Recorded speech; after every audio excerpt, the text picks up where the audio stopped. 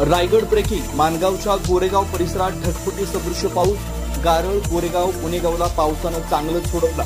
रस्त्यावर नाल्याप्रमाणे पाणी साचलं. जनजीवन विस्कळीत. गोरेगावमधील मुकुंद नगर या सखल भागात रहिवाशांच्या घरात घुसलं पाणी.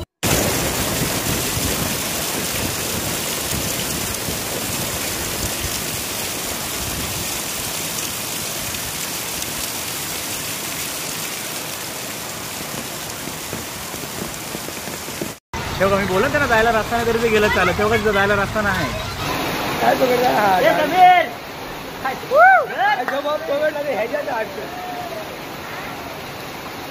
लगेच एवढा पडला फुल झाला पाहिजे.